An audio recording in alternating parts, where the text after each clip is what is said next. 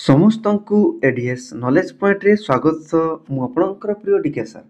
ଦେଖନ୍ତୁ ପିଲାମାନେ, ଆଜି 11/10/2025 ସିବିଟି ମୋଡରେ ହୋଇଥିବା ଆର୍ଆଇ, ଏଆର୍ଆଇ, ଅମିନ୍, ଆଇସିଡିଏସ୍, ଏସ୍ଏଫଏସ୍ର ସେକେଣ୍ଡ ସିଫ୍ଟର କ୍ୱେଶ୍ଚନ୍ ଆନ୍ସରକୁ ଆମେ ଆନାଲିସିସ୍ କରିବା।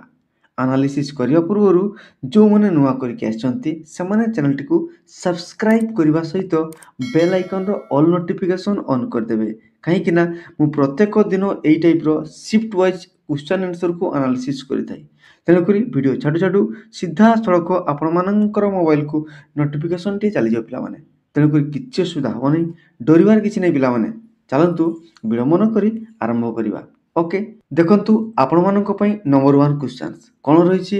Where is the Sariska tiger reserve situated? ତାମାନେ ଆମ ଭାରତର ସରିସ୍କ ଟାଇଗର ରିଜର୍ଭ କେଉଁ ଜାଗାରେ ଅବସ୍ଥିତ ବୋଲିକରି ସେ ପଚାରିଥିଲା। ପିଲାମାନେ କହିପାରିଲେନି। ଆକ୍ଚୁଆଲି ଦେଖିବା ପାଇଁ ଗଲେ ଆମର କେଉଁ ଡିଷ୍ଟ୍ରିକ୍ଟ ପଚାରିଥିବ, ନହେଲେ କେଉଁ ଷ୍ଟେଟ୍ ପଚାରିଥିବ।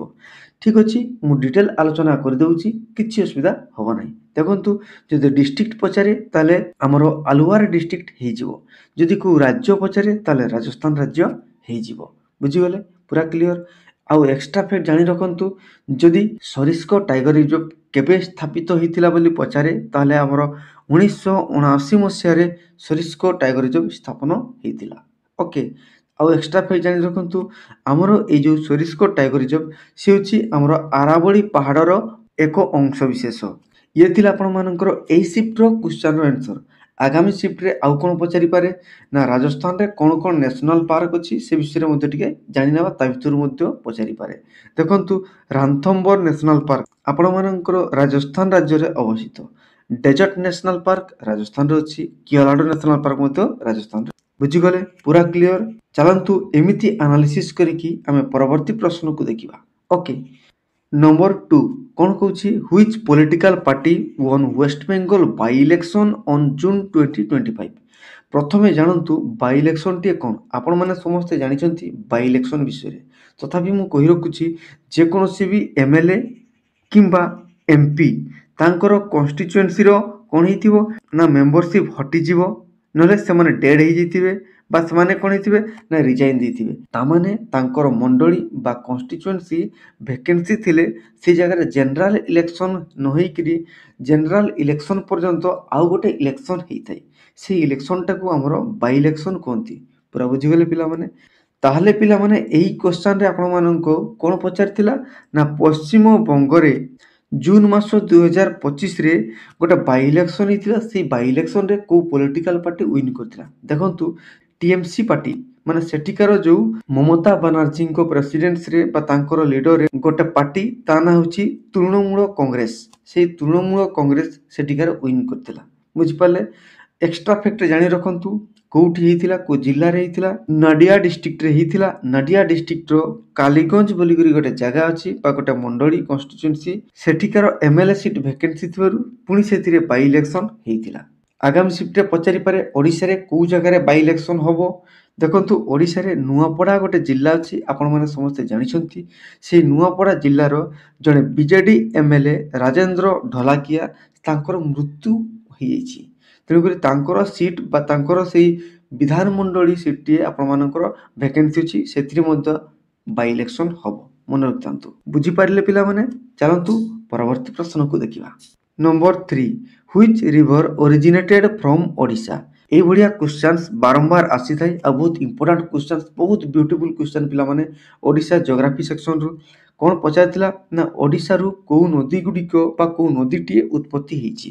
ଦେଖନ୍ତୁ, ମୁଁ ଡିଟେଲ୍ ଆଲୋଚନା କରିଦେଲେ ୟା ଭିତରୁ ଆପଣମାନଙ୍କର ଆନ୍ସର ପାଇଯିବେ ବା ଆଗାମୀ ସିଫ୍ଟରେ ଯେଉଁ ଆନାଲିସିସ୍ ହେବ ୟା ଭିତରୁ ହିଁ ସେ କ୍ୱେଶ୍ଚନ୍ ସବୁ ଆସିବ। ଦେଖନ୍ତୁ, ଆପଣମାନଙ୍କର ବୈତରଣୀ ନଦୀ, ବୁଢ଼ାବଳଙ୍ଗ ନଦୀ, ସାଳନ୍ଦୀ ନଦୀ ଏବଂ ଋଷିକୁଲ୍ୟା ନଦୀ ଓଡ଼ିଶାରୁ ଅରିଜିନ୍ ହେଇଛି। ବୁଝିପାରିଲେ ନା ପିଲାମାନେ? ବୈତରଣୀ ନଦୀଟିଏ ପଚାରିପାରେ କେଉଁ ଜିଲ୍ଲାରୁ ଅରିଜିନ୍ ହେଇଛି, ତାହେଲେ କେନ୍ଦୁଝର ଜିଲ୍ଲା ୟାକୁ ମନେ ରଖିବେ ହେଲା। ଆଉ ବୁଢ଼ାବଳଙ୍ଗ, ସାଳନ୍ଦୀ ନଦୀ ଏମାନେ ଆମର ପ୍ରିୟ ସବୁଠାରୁ ବଡ଼ ଜିଲ୍ଲା ମୟୂରଭଞ୍ଜ ଜିଲ୍ଲାରୁ ଉତ୍ପତ୍ତି ହେଇଛନ୍ତି। ପଚାରିପାରେ କେଉଁ ଜାଗାରୁ ଉତ୍ପତ୍ତି ହେଇଛନ୍ତି, ତାହେଲେ ଶିମିଳିପାଳ ନ୍ୟାସନାଲ୍ ପାର୍କ ବା ଶିମିଳିପାଳ ବାୟୋସ୍ଫିୟର ରିଜର୍ଭରୁ ଏମାନେ ଉତ୍ପତ୍ତି ହେଇଛନ୍ତି। ବୁଝିଗଲେ? ଆଉ ପିଲାମାନେ ମନେ ରଖିଥାନ୍ତୁ, ସାଳନ୍ଦୀ ନଦୀଟି ଆପଣମାନଙ୍କର ମେଘାସନ ପର୍ବତରୁ ନିର୍ଗତ ହେଇଛି। याकु मध्य जानि रखन्तु। देन आमे जानिबा ऋषिकुल्या नदी। देखन्तु ऋषिकुल्या नदीटी आमर ओडिशार काश्मीर दारिंगीबाड़ी सेई पाखरु उत्पत्ति ହେଇଛି, जोटाकू आमर कंधमाल जिल्लारू उत्पत्ति ହେଇଛି कहले आमर भूल हब नाही। बुझिगला एई क्वेश्चन टीए एई चैनल रो ओडिशा जीके सेक्शन रे मु डिटेल एनालिसिस करथिली, आपण माने सर्च करी मध्य पाई जिवे ओडिशा जीके टॉप 50 एमसीक्यू सेथिरे एई क्वेश्चन टे मध्य मु एनालिसिस करथिली, ता भितरु मध्य क्वेश्चन आसीची। तेणु करी आपण माने ओडिशा जीके सेक्शन रो प्लेलिस्ट को जाईकरी वीडियो सब देखिबे, जा फल रे आपण मानकर ओडिशा जीके रो कोनोसी मिस्टेक हब नाही। बुझि गले, चलंतु परवर्ती प्रश्न को देखिया। Next number 4, which instrument is played by Tansen. बहुत इंपोर्टेंट पिला माने तानसेन केउ इंस्ट्रूमेंट को प्ले करुथिले बा बजौथिले। तानसेन जने वोकालिस्ट थिले, आउ जने इंस्ट्रूमेंटालिस्ट मध्य थिले। तेणु करी तानसेन रुद्र वीणा बजौथिले। से रुद्र वीणा को आउ कोन कह जाय ना राबाब कह जाय, याकु मध्य मन रखन्तु। तानसेन होचंती हमर मोगल एम्परर अकबर, तांकर 9 जेम्स मन रखिथिबे आपण माने, नवरत्न तांको भितरु जणे थिले तानसेन। बुझियला यांकर जो राग थिला, जो गीत गाइबार स्वर थिला, से पूरा यूनिक थिला। तांकर राग भितरु आपण माने मन रखन्तु दीपक राग थिला, जो राग द्वारा से कोन करथिले ना गीत गाइले बिजुली उत्पन्न होउथिला। आउ एमिति तांकर वॉइस बा राग थिला, जो द्वारा कि से रेन बा वर्षा करौथिले। तेणु करी तांकर बहुत यूनिक टैलेंट रहिथिला। आर्ट एंड कल्चर को मध्य ये कवर करिथाय हला। Then number 5, what is the budget allocation for Mukhyamantri Kanya विवाह योजना MMKVY इन ओडिशा 2025-26। बहुत इंपोर्टेंट, आमर ओडिशा रे मोहन चरण माझी को द्वारा जो बजेट आसीथिला 2025-26, सेही बजेट रे मुख्यमंत्री कन्या विवाह योजना गोटे स्कीम बा योजनाटी आसीथिला। सेही योजना रे आपण मानकर केते टंका बजेट एलोकेशन हिची बोली करी एई प्रश्नटी आपण मानकु पचारिथिला। ताले यार सठिक उत्तर हे जिवो 12 कोटी टंका। मन रखथांतु हला। योजना विषय मते टिके जानि नबा। मुख्यमंत्री कन्या विवाह योजना, एई योजना विशेष करी आम ओडिशार विडो मैरेज माने विधवा विवाह को स्ट्रेंथेन करिवो। ता माने विधवा विवाह कराइबो, जो माने गरीब फैमिली रो थिबे तांकर कन्या मानकु विवाह कराइबा, एवं गरीब फैमिली रो कन्या मानकु एजुकेशन स्तर को वृद्धि कराइबा। माने एका प्रकार रो कहया पई गले वुमेन एम्पावरमेंट पई ए स्कीम टी आसीथिला। बुझि गले, पूरा क्लियर। चलंतु परवर्ती प्रश्न को देखिबा। नेक्स्ट देखिबा नंबर 6, कोन कहूची what is the budget allocation आम सिमिलीपाल योजना इन ओडिशा 2025-26। ता माने पुणी आउ थरे देखंतु से बजेट एलोकेशन रो क्वेश्चन आसीची। मु पूर्व शिफ्ट गुटार मध्य ए बजेट एलोकेशन रो क्वेश्चन एनालिसिस करथिली, आउ कहिथिली पुणी आगामी शिफ्ट रे पडिवो। तेणु देखंतु ए शिफ्ट रे दुईटी क्वेश्चन आसीथिला। बुझी पाइले ना पिला माने। देखंतु आम सिमिलीपाल योजना आमर मुख्यमंत्री मोहन चरण माझी 2025-26 बजेट रे केते मनी एलोकेशन करथिले, से क्वेश्चन टी आपण मानकु पचारछि।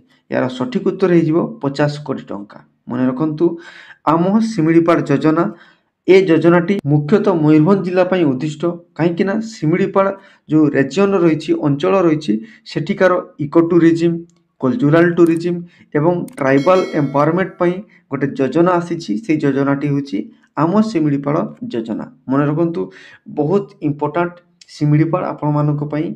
आ जो माने मयूरभंज जिल्लार सिमिलीपाल को देखि नांती, से माने आसंतु सिमिलीपाल को बुलंतु, बहुत इंटरेस्टिंग जगह। नेक्स्ट देखिबा number 7, the Chinese traveller Hiuen Tsang. बहुत इंपोर्टेंट क्वेश्चन पिला माने ह्वेनसांग रिलेटेड।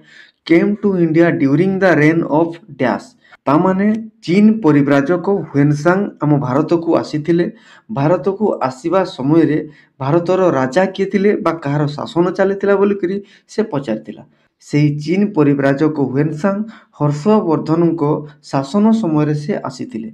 जदि पचारे को डायनास्टी रो शासन चलीथिला, ताले पुष्यभूति फैमिली रो डायनास्टी चलीथिला बा वर्धन डायनास्टी रो शासन चलीथिला। बुझियला, ये थिला ए क्वेश्चन रो आंसर। किंतु एक्स्ट्रा फैक्ट जानि रखंतु आगामी शिफ्ट रे कोन पचारि पारे ना ह्वेनसांग केते मसिया रे बा केबे भारत को आसीथिले ना ख्रीष्टाब्द 630 କେତେ ବର୍ଷ ରହିଥିଲେ ତାହେଲେ 15 ବର୍ଷ ରହିଥିଲେ ୟାକୁ ମଧ୍ୟ ମନେ ରଖନ୍ତୁ।